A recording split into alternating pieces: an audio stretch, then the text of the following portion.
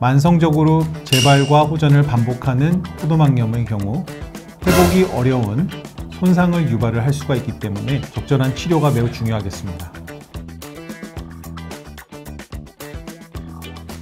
네, 안녕하세요. 저는 강남 세브란스병원 안과에서 근무하고 있는 김민 교수입니다. 저는 망막 질환과 포도막 질환을 전문으로 하고 있고 안구내 종양, 포도막염 등을 특화된 진료 분야로 근무하고 있습니다.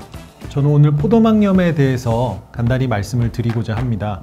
안과에서 발생하는 많은 질환들은 연령 관련 질환들이 많은데요. 보통 저희가 잘 알고 있는 백내장이라든지 녹내장, 다른 여러 황반 변성과 같은 질환들이 있습니다. 반면 포도막염 같은 경우는 상대적으로 노인층뿐만이 아니라 젊은 층에서도 포발하는 질환으로 알려져 있습니다.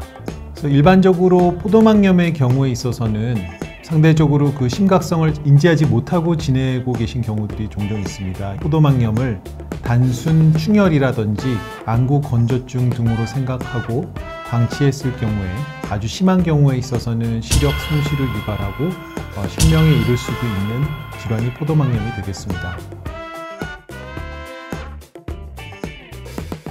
포도막이라는 구조는 우리 안구 내에 얇은 층으로 구성이 되어 있는데 마치 그 모양이 포도 껍질 같은 모양이라고 해서 저희가 포도막이라고 부르고 있고 혈관이 매우 풍부하게 분포하고 있기 때문에 염증이 잘 생기고 호발하는 부위가 되겠습니다. 그래서 포도막염이 발생하는 원인은 크게 두 가지로 나누어서 저희가 감염성 원인 혹은 비감염성 원인으로 나누어서 설명을 하고 있습니다.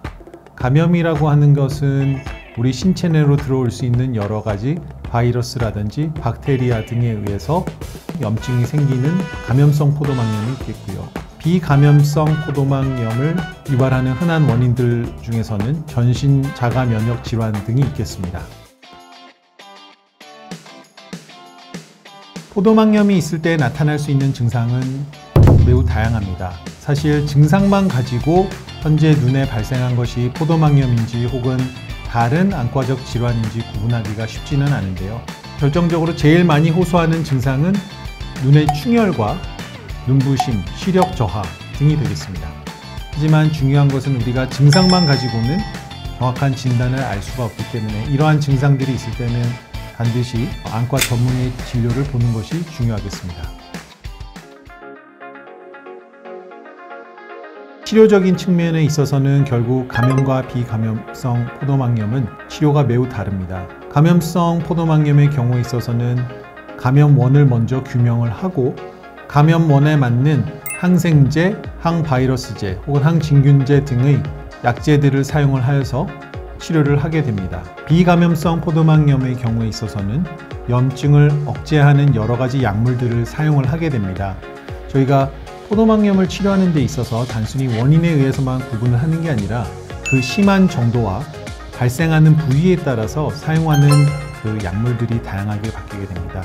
예를 들면 눈의 국소적인 부분, 앞쪽에만 국한해서 나타나는 앞포도막염의 경우에 있어서는 스테로이드와 같은 안약을 염증을 억제하기 위해서 사용을 하게 됩니다.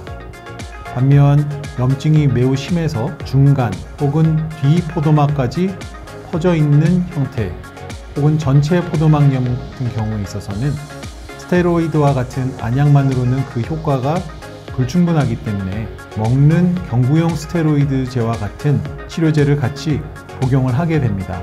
또한 추가적으로 스테로이드와 같은 약물을 안구내 주사요법을 통해서 추가적으로 시행하기도 합니다.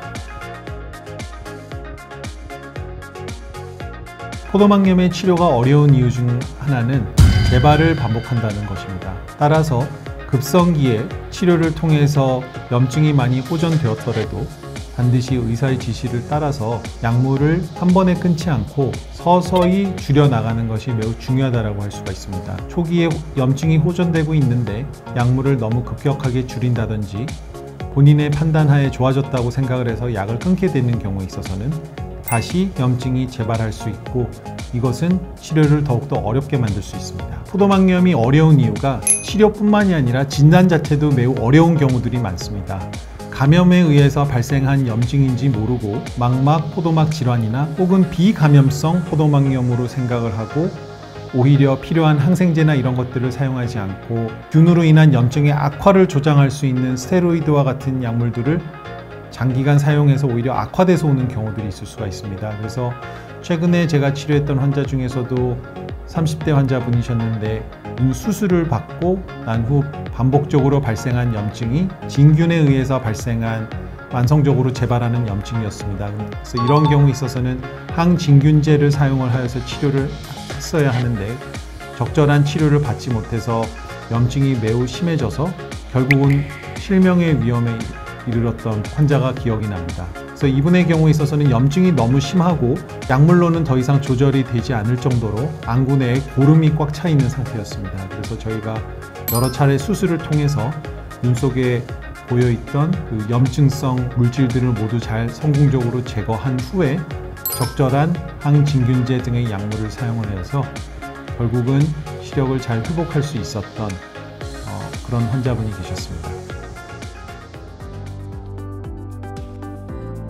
그래서 지금까지 말씀드린 것처럼 눈 속에 발생하는 염증은 원인도 매우 다양할 수가 있고 특히 감염성, 비감염성의 구분 등 정확한 진단이 매우 중요하겠습니다. 포도막염과 같은 다양한 안과 질환들은 증상이 발생을 했을 때 평소에 정기적인 안과 검진을 통해서 실명을 유발할 수 있는 다양한 다른 안과적 질환들을 조기에 발견해서 적절한 치료를 시행을 한다면 실명의 위험으로부터 자유로울 수 있다고 생각합니다.